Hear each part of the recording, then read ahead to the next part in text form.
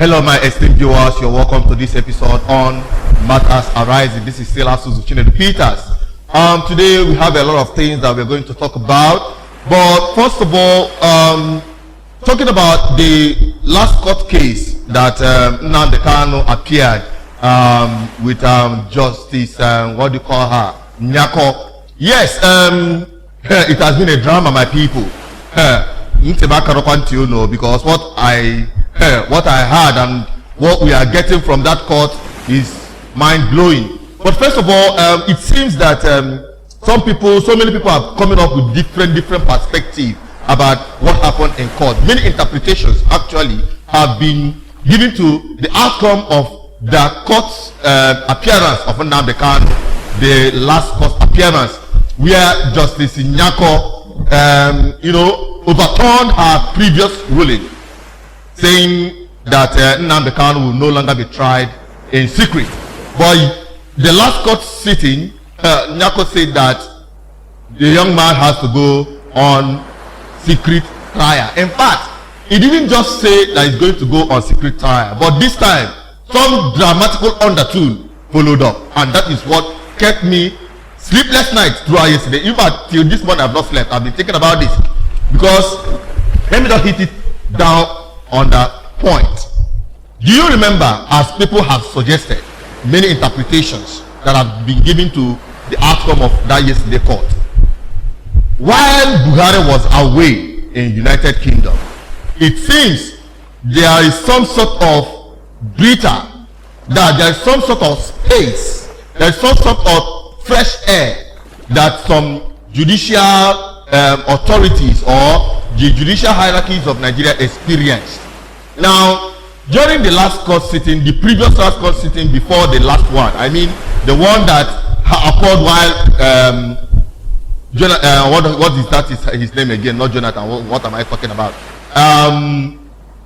Buhari. Now calling that man's name is becoming a very big problem. Now, while the man was away, Nyako gave a favorable, judgment, slashing out 6 count charges, stating that Biafra agitation is not unlawful. He went further to say that the young man Nnamdi Kanu is not going to be tried in secret. But all of that seems to be dashed away because the young man, Obatosu, the man at the center stage, have come back again. And it seems everything has to fall back where it when or before he left.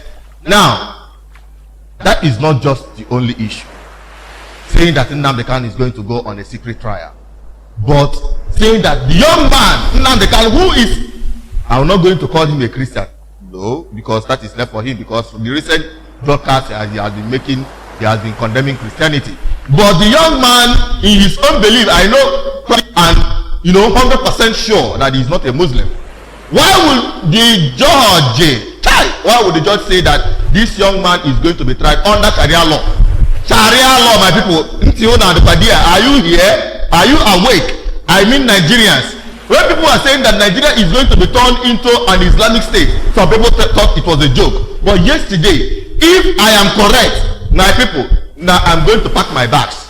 Where is my bag? I am going to pack my bag and leave this place as soon as possible before Bidokumishin and Nakboni Kenu. This is getting seriously, disturbing.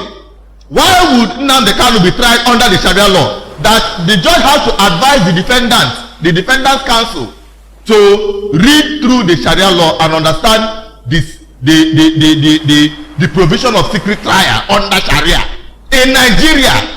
In Nigeria Federal High Court, I think that should now be turned into Nigeria Federal Sharia Court. If that is the case, how can Nnamdi Kanu, in his own belief, which I know is not a Muslim, except he has converted to Muslim inside the prison, even though he is a Muslim, why would a federal court of Nigeria try someone under Sharia code? If things are to be done, then let him go and face Sharia court entirely. Sharia has to do with customary administration of the northern people who adopted Sharia as their tradition and custom, while our people are being administered under the customary law administration which was existing before the colonial masters came. Now my anger is knowing no bound, my people. my frustration, in fact, my fear in Nigeria. I wonder, not even a single political elite have come up to condemn that. The National Assembly are just there moping. Nothing has been done about this.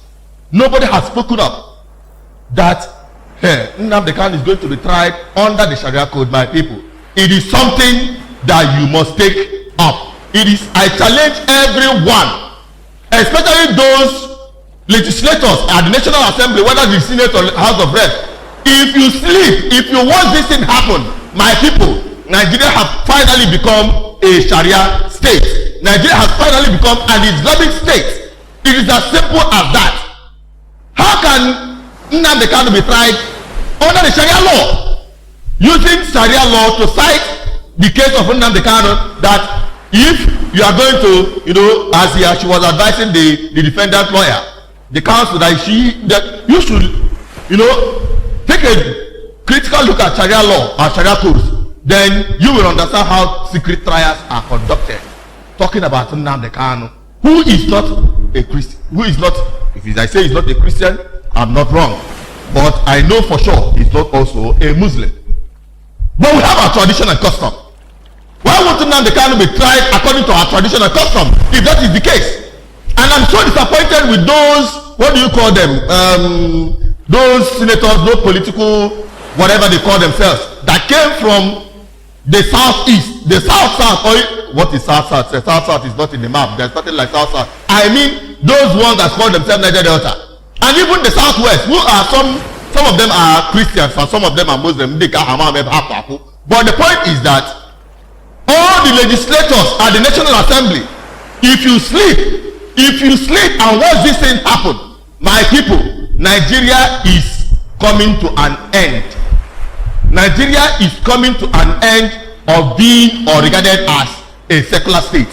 Nigeria would fully be called the Islamic State of Nigeria, pure RD. Simple and short.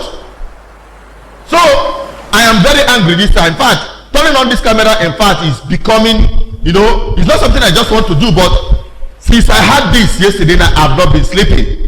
And I believe a genuine person that is concerned should not be asleep at this time, because this is the time where the destiny of a people, where the free will as a people to choose their custom, their religion, their belief is being squeezed out of their lives. I think this is the time for us to sit up and say no, not just to secret trial of Nnamdi Kanu, but as well to the Sharia implementation, or putting Sharia code with respect to Nnamdi Kanu's case, saying that Nnamdi Kanu will be tried under the Sharia rule. If I am correct, I said if I am correct, because only God should help those who are behind this. I'm telling you, because if our God, I'm now talking like a Christian, because I am a Christian and I have to defend my faith. No one will cajole me, no one will force me as a person and my people to any form of Islamic indoctrination or imposing that foreign religion upon us. And some people can still asking Chinedu Asozu, why are you asking for independence? Why do you want to quit from what we call Nigeria today? And you are saying all these things and you are still asking me those questions. My people, this is time for us not just to keep quiet, because if you keep quiet, your next generation, let me just end it there. But I want to say this: a word is enough for the wise. If you are wise, you have to stand up and say no to this. Now to the next issue, the drama that continued after the court case, Nnamdi Kanu. It is now trending everywhere on the social media that the young man is defending not just the right of indigenous people of Biafra, not just the right of a people, of oppressed people, of the Biafran nationality in Nigeria. He went a step further to defend and speak out for the Muslims who are incarcerated without trial, who their fundamental human right is subjugated with impunity. Come closer. All of you come. They should come. They should come closer. Allow them to come here. Go closer. Come. Allow him to come. These people, their children are in DSS custody. They've been there for about 5 years. For 5 years without trial. That's what they do in this country. Very terrible. Over 2,000 people locked down there without trial. And this is not justice in any way, shape, or form. As Mary Wollstonecraft said, what makes you human is ability to reason. Here, people don't reason. That's why they're detained. Their children have been there for a very long time. Usman Abubakar is in detention. Mokhtar Umar is in detention at DSS. They don't want to bring them to court. The families are here. Ibrahim Yahya is there as well. I was with them. Musa Kalamo is also there. Belief is also there. Says Ibrahim is here and the rest of them. For 5 years, they're still in detention. When you look at this, I begin to fall in love the more with that man, Nnamdi Kanu. But there is something to add to that thing that happened that yesterday. Because there is this saying that goes that a man that is living in a glass house should not throw a stone. I ask this question, not for Nnamdi Kanu, no Chemefo, but for those who have been following Radio Biafra all this while, beginning from 2000 and towards the middle of 2014 till now. Those of you who will call Asus Chinedu Peters saboteur, those of you who will say that Asus Chinedu Peters is a saboteur simply because he said do not use abusive words against non-Biafrans or against those who do not have the same faith as you do. People will say you are a saboteur, you are Hausa Fulani, no on Hausa Moroge and the rest of them, all those unprintable names. Today, can you say that of Nnamdi Kanu? If peradventure by mistake as at last year, not just last year, as at 2014 or before Nnamdi Kanu was arrested, if Asus Chinedu Peters has come on camera to defend the rights of any Yoruba person or any Hausa person or any Muslim, believe you me, the kind of name that they will give me, up to today they are still calling people saboteur, Hausa Fulani and the rest of them. But today the young man is defending the same people because he has a good conscience. I just believe that what is happening in Radio Biafra of recent is, bringing out the best from Nnamdi. I know whom he is. I have serious love for that young man. I have serious respect for that young man. That is why I told him, I am not a praise singer. I will tell you the truth the way it is. But when the chips are down, those who sing your praises will abandon you. But I will stand behind you. And that is exactly what I'm still doing till tomorrow. Those who are shouting the praise of Nnamdi Kanu, today they have abandoned him. Today they are setting up different radio stations. And I thank God for Uchemefo, who I said I still stand with. And I still maintain that that young man should continue being focused. He should not allow the mistakes of the past to occur again. By allowing those mischievous elements who have penetrated Radio Biafra hierarchy to continue to draw our agitation for freedom of our people backward. Those who have, thank God, people like Clifford Urania and the one they call Omiumi and the rest of them have been suspended. That is a good starting point. And I believe that will continue. So my people, I want to issue this not as a warning, but as an advice. Stop attacking any person that have a different opinion outside what you believe in. Whether he's a Biafran, there are Igbo people who do not believe in Biafra yet. What you need to do, you don't need to abuse that person. You don't need to, unleash unprintable names against that person just simply because he did not believe what you believe. Or he believed in Biafra, but he believed in a different methodology.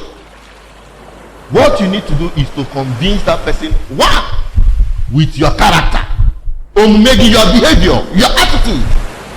If your attitude is bad, if your attitude is criminal, if your attitude is something that no one can write home about, my brother, you are not a good ambassador of Biafra. My sister, you are a bad representation of Biafra and what Biafra is. So what I advise you is, when you want to bring out your opinion, when you want to lay out your own, perspective with respect to Biafran agitation, do that in a most respectable manner. Convince people by your way of behavior, your conversation, your comportment, your interaction with people. Let people see love. Let people see peace. Let people see respect. Let people see understanding in you. And that is what Biafra is all about. Biafra is justice. Biafra is fairness. Biafra is giving love. And it is because of the love for freedom of the oppressed people, that is why Biafra have continued to agitate for their freedom. This is where I'll be concluding on this episode on matters arising. And I will admonish you to drop your comments. We want to get your comment on this video, and let's get your own opinion. Don't forget, we abhor the use of foul languages on our trends. Please, for those of you who are in the character and the behavior of attacking anything you see without even going through them, please, we beg you, do not demonstrate that ugly behavior. Please maintain the decorum, and also you are free to air your opinion without abusing anyone else. This is BBI Channel 1 on Matters Rising. Subscribe to our YouTube channel, follow us on all our social media platforms, and stay connected to your one and only voice, BBI Channel 1. Still your humble friend, Asuzu Chinedu Peters, and I love you to the bones. Shalom.